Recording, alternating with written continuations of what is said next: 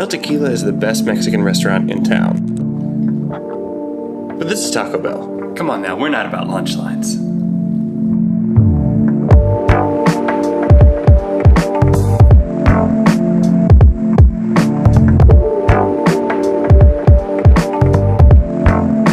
Spring is officially here. The grass is green, the trees are blooming, the birds are singing, it's 80 degrees. And all I want to do is change my clothes, grab some water, and hit the trail for the rest of the day. However, today is a bow tie day, and I still have 2 projects left to finish.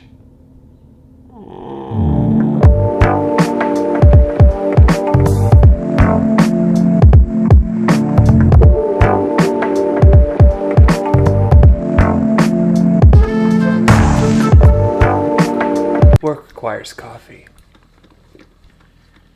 Thank you.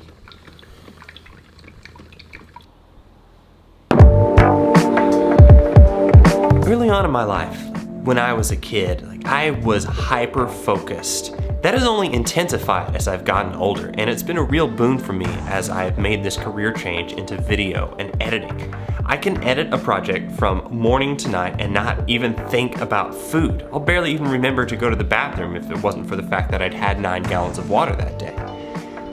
But as I've gotten more interested in philosophy, especially as I have started to read about Stoicism and gotten into recently Marcus Aurelius and Viktor Frankl, I've begun to think about when the time to turn that off is. And if I'm really this obsessed with any one thing, will I even know how to live a balanced life? Is there even such a thing? I don't know, what are your thoughts? I'm trying to work that out myself. One thing's for sure though, I do like to work. While focus was just basically a natural thing when I was a kid, cultivating as I've gotten older has meant spending less time on my butt and more time out doing things that are hard to do. I know I harp on this stuff all the time. I think it's just because it's so new for me and I really want to reinforce it in myself.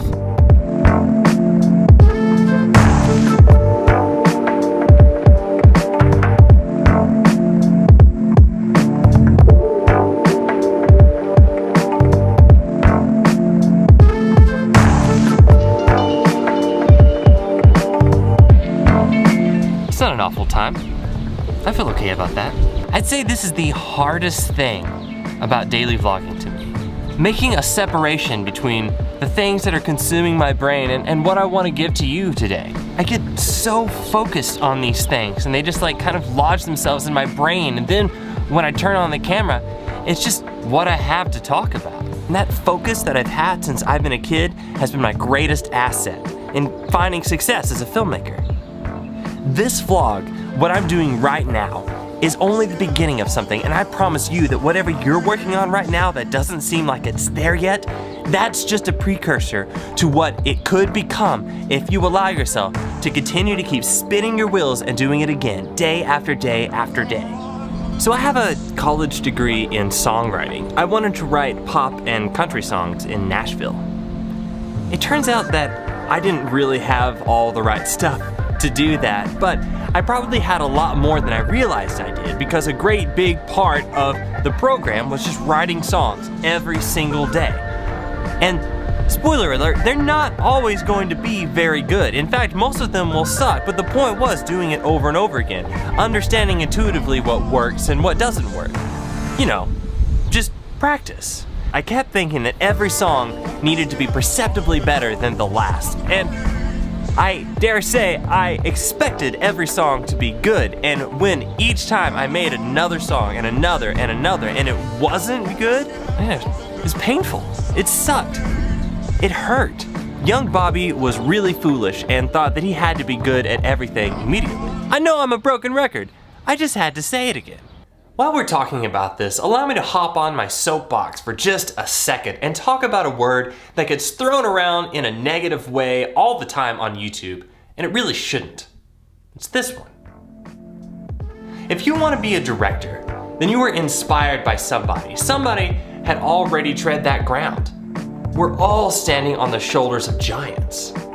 For this generation, It's the modern greats like Scorsese or Coppola or Spielberg, or the heavy hitters of right now, guys like Denis Villeneuve or Steven Soderbergh, whose work blows my mind.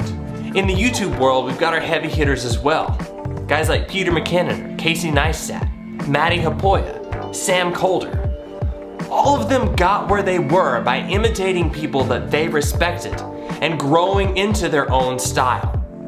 If you're the kind of person who is using the word derivative to make fun of or to disparage budding filmmakers, new filmmakers, developing filmmakers on YouTube, you need to stop it. These people are doing exactly what everyone before them did, borrowing and learning and imitating from the people who are better than them. No chef creates a dish out of nowhere. The ingredients already existed. They just learned how to make the staples first and then eventually develop something that was truly great, but it only came with time and lots of practice and imitation. Soapbox concluded.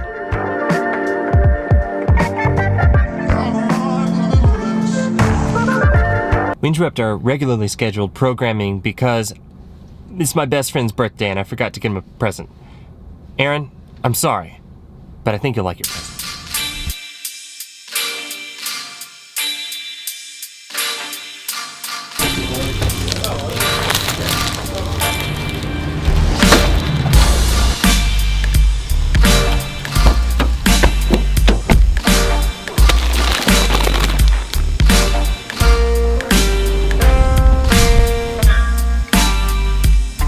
So maybe this vlog is a little repetitive and derivative, and maybe if the only thing that comes out of this whole month is 1 or 2 episodes that inspired you to get up and try something new, or maybe to try again at something you've given up on, then, well, I feel like that's a good use of time for me. But if I can stay focused, if I can keep trying, then maybe eventually, who knows?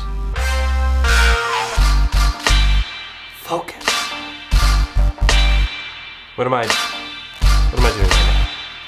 That was the rest.